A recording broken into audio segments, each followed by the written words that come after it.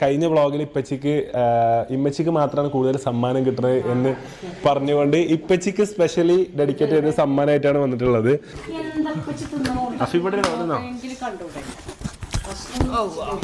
ഒരു കത്തുണ്ടാ ഇതിൽ കാര്യമായിട്ട് എന്തോ ഉണ്ട്, നല്ല കട്ടിയുണ്ട്. പ്രിയപ്പെട്ട ഇപ്പച്ചിക്ക് വളരെയധികം സന്തോഷത്തോടെയാണ് ഫുൽവയുടെ ഈ ഒരു ബോക്സ് നിങ്ങൾ കഴിക്കുന്നത്.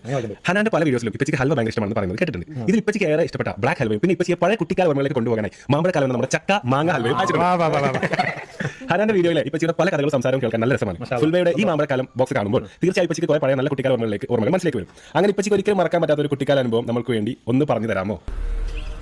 പുട്ട് ഇതൊന്നല്ല പുട്ട് എന്ന് പറഞ്ഞാലും ഞങ്ങള് സ്വാതന്ത്ര്യ സമരത്തിന്റെ സമയത്ത് ചെറുപ്പത്തെ കുട്ടിക്കാലത്ത് മരത്തിന്റെ മുകളിൽ കയറിയിട്ട് ഈ കപ്പി മാങ്ങ കോമാങ്ങ ഇതൊക്കെ കിളി എന്ത് ചെയ്യുന്നുണ്ടാവും അവർ കൊത്തിയിട്ട് പകുതി വെച്ച് പോയിട്ടുണ്ടാവും. അത് കിളിയാണോ അണ്ണാനാണോ വവ്വാലാണോ നമുക്കറിയില്ല.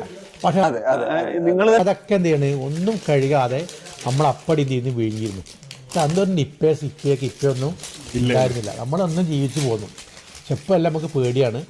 എങ്ങനെ എന്താ നമുക്ക് പറയാൻ പറ്റില്ല. ഇപ്പം എല്ലാം കുട്ടികളൊക്കെ നമ്മൾ പറയുന്നത് എന്താണ്, എല്ലാം ഏത് ഫ്രൂട്ടും നമ്മൾ കടയിൽ നിന്ന് കിട്ടുന്നേ കേൾക്കുമ്പോൾ തന്നെ ഞാൻ ചാർജാണ്.